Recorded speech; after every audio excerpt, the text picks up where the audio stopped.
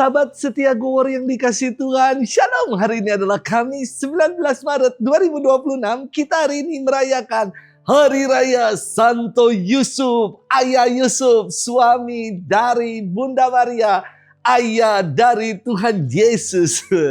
Kata Yusuf diambil dari kata Ibrani yang berarti Allah telah menghapus aibku. Bapak Yusuf adalah figur bapa yang bijaksana. Di tengah pergumulan yang ia alami, ia selalu menghadirkan Tuhan untuk menjadi juru pandu bagi dirinya. Bapak Yusuf bergumul ketika Bunda Maria tunangannya telah mengandung sebelum mereka hidup sebagai suami istri. Namun Bapak Yusuf bukan pribadi yang lekas naik darah dan gegabah dalam mengambil keputusan. Yang ada, Bapak Yusuf dikatakan sebagai pribadi yang tulus hati. Dan ia akhirnya mengambil Maria menjadi istrinya. Demikian juga dengan keputusan bijak yang ia buat untuk segera membawa bayi Yesus serta Bunda Maria mengungsi ke Mesir setelah diingatkan dalam mimpi oleh malaikat berhubung peristiwa Herodes yang membantai bayi-bayi di bawah umur 2 tahun. Gereja mengangkat Bapak Yusuf sebagai pelindung gereja universal. Dalam kitab suci, Bapak Yusuf tidak pernah ditulis perkataannya. Namun dalam diamnya, ia banyak melakukan kehendak Allah. Istimewa sekali. Bahwa ia melakukan kehendak Allah bukan dengan kata-kata, tetapi melalui perbuatan nyata. Jalan spiritual Santo Yusuf bukan jalan menjelaskan, tetapi adalah jalan untuk menerima semuanya. Ia tidak pernah membantah kehendak Allah, melainkan setia menunaikan kehendak Allah. Santo Yusuf memberi teladan kepada kita untuk menjadi seorang yang diam tetapi banyak melakukan. Hari ini kita akan bersama-sama merenungkan firman Tuhan yang diambil dari Injil Lukas 2 ayat 41 sampai dengan 51a. Kita siapkan hati kita. Haleluya, haleluya, haleluya. Berbahagialah orang yang diam di rumah-Mu ya Tuhan, yang memuji-muji Engkau tanpa henti. Haleluya, haleluya, haleluya. Tuhan bersamamu dan bersama rohmu. Inilah Injil suci menurut Lukas, dimuliakanlah Tuhan. Setiap tahun pada hari raya Paskah, orang tua Yesus pergi ke Yerusalem. Ketika Yesus telah berumur 12 tahun, pergilah mereka ke Yerusalem seperti yang lazim pada hari raya itu. Setelah hari-hari perayaan itu, ketika mereka berjalan pulang, tinggallah Yesus di Yerusalem tanpa diketahui orang tuanya. Karena mereka menyangka bahwa Yesus ada di antara orang-orang seperjalanan mereka. Berjalanlah mereka sehari perjalanan jauhnya, lalu mencari dia di antara kaum keluarga dan kenalan. Karena tidak menemukan dia, kembalilah mereka ke Yerusalem sambil terus mencari dia. Sesudah 3 hari mereka menemukan Yesus dalam bait Allah. Ia sedang duduk di tengah-tengah alim ulama sambil mendengarkan mereka dan mengajukan pertanyaan-pertanyaan kepada mereka. Semua orang yang mendengar dia sangat heran akan kecerdasan dan segala jawab yang diberikannya. Ketika Maria dan Yusuf melihat dia, tercenganglah mereka. Lalu kata ibunya kepadanya, "Nak, mengapakah engkau berbuat demikian terhadap kami? Bapamu dan aku dengan cemas mencari engkau." Jawab Yesus kepada mereka, "Mengapa kamu mencari aku? Tidakkah kamu tahu bahwa aku harus berada di dalam rumah Bapakku?" Tetapi mereka tidak mengerti apa yang dikatakan Yesus kepada mereka.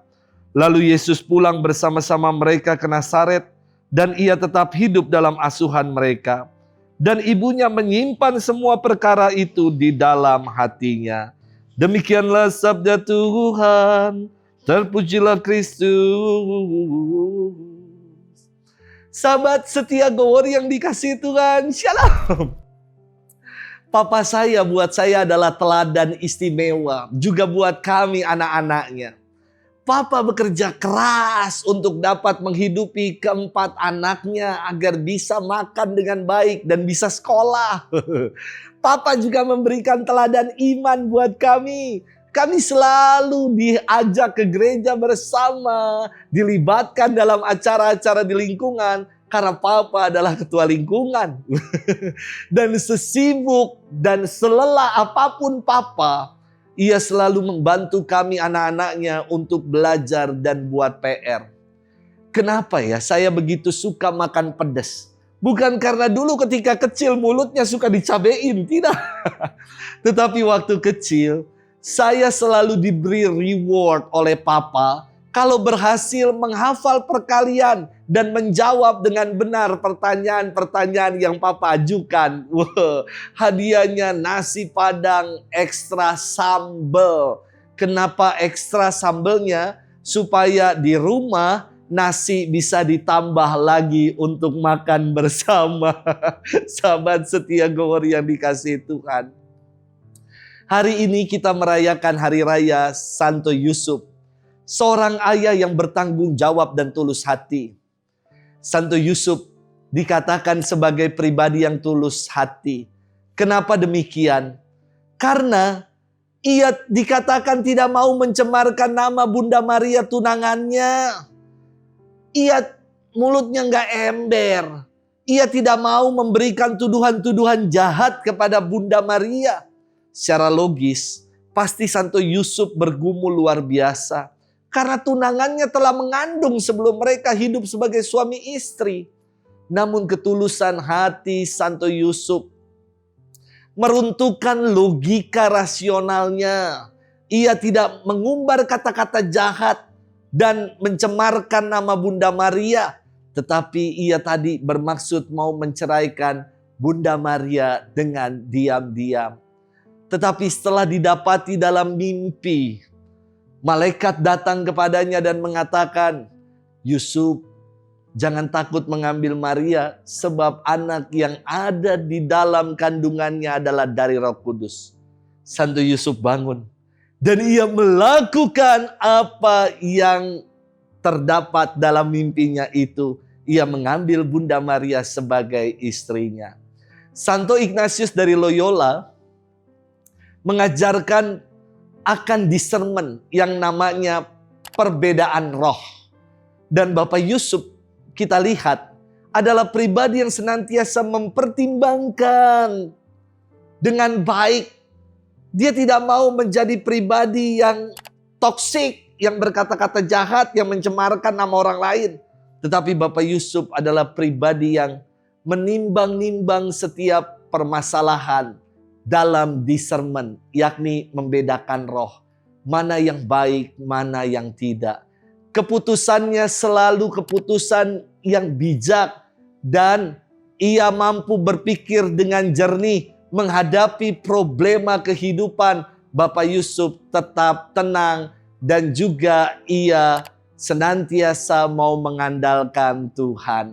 Sahabat setia Gowor yang dikasihi Tuhan, kadang kita dalam pergumulan tidak dapat berpikir dengan jernih, tidak dapat membedakan mana yang baik. Bersama dengan Bapak Yusuf, mari kita mempertimbangkan semua persoalan-persoalan yang kita alami dalam hidup ini dalam discernment. Pertimbangan roh, membedakan roh, mana yang baik, mana yang tidak. Semoga yang kita pilih seperti teladan Bapak Yusuf adalah yang baik, yang berkenan di hadapan Tuhan. Bukan yang sebaliknya, yang tidak baik dan yang tidak berkenan di hadapan Tuhan. Sudahkah kita mau menjadi pribadi yang macam itu? Yang mempertimbangkan semua yang kita alami ini bersama dengan Tuhan. Dengan hati yang dingin, dengan hati yang terbuka akan penyelenggaraan Tuhan dalam hidup kita. Selamat bermenung, Tuhan memberkati kita semua. Bapa dan Putra dan Roh Kudus. Amin.